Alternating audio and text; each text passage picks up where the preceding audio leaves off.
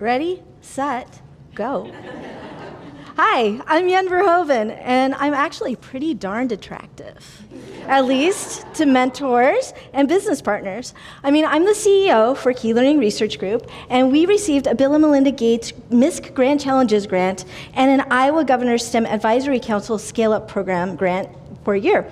We've also taught thousands of teachers all over the globe.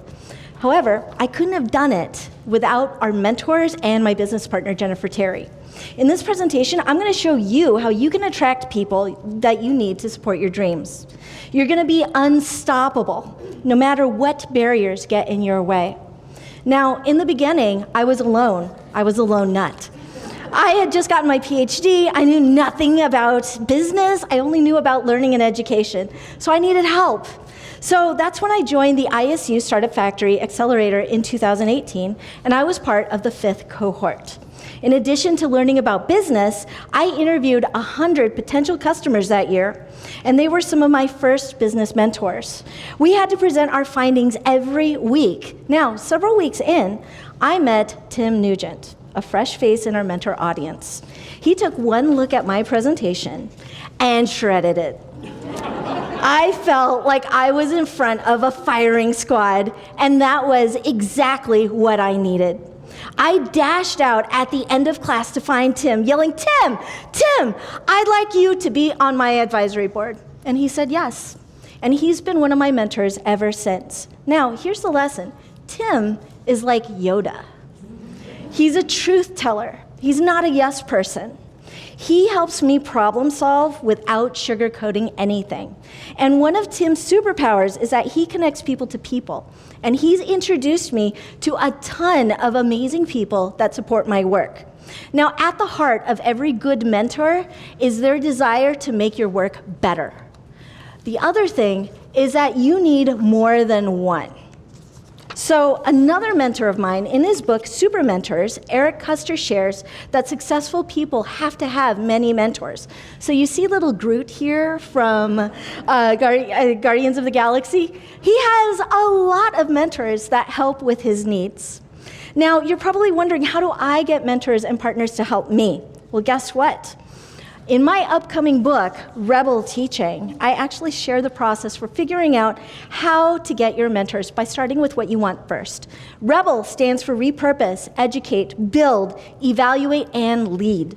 So the first thing you want to do is repurpose. And what repurpose means is building and rebuilding things in new ways. So you have to start with your why, which almost never changes. Now, once you're clear on your why, you've got to figure out what you want to do and then how you're going to do it. So for instance, my why is that I give people the tools to fulfill their destinies.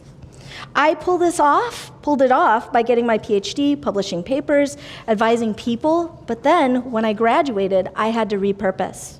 My why was the same, but now I run a company. That's my how. My company trains people to give them resources so that they can empower their students. That's my what. Now, what I've just described to you is what's called the golden circle. And it's by Simon Sinek in his book, Start With Why.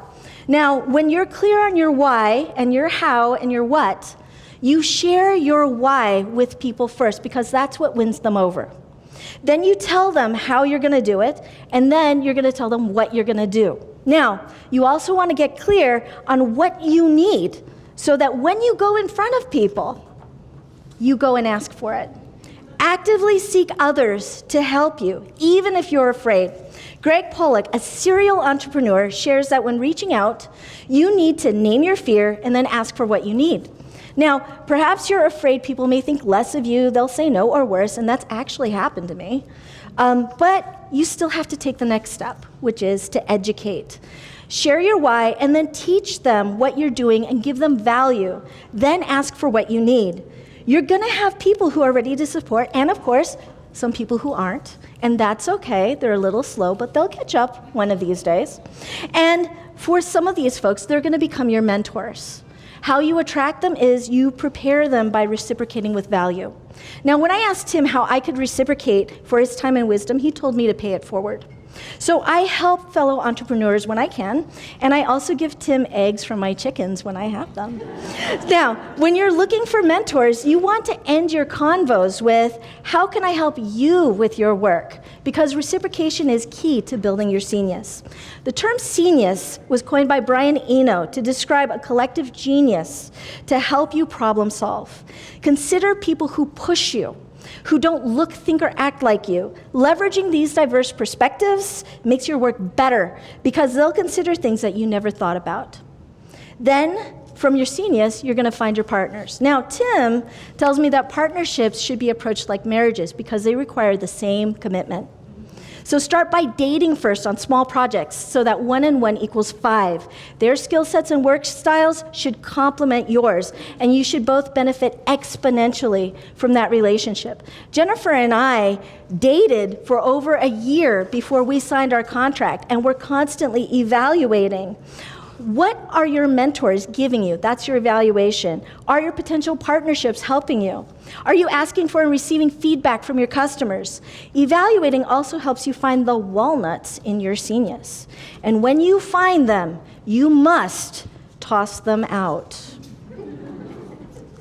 Jennifer Gonzalez, in her famous post, Find Your Marigolds, talks about how walnut trees make toxins that prevents plants from growing around them. You will hire walnuts. You'll find them in your work, in your social media, and in your communities. If they're not helping, they're hurting by wasting your resources and time. So kick them out of your genius and take the lead. Dream so big that it scares you, and align to your why, because that will never lead you astray. But the good part of all of this is that with mentors and partners, you're never going to be doing this alone.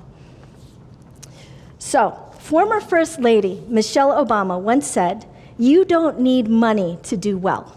You need people that you can go to when it's hard, and people to remind you of who you are." So go find your people, ladies, and lead like a lion.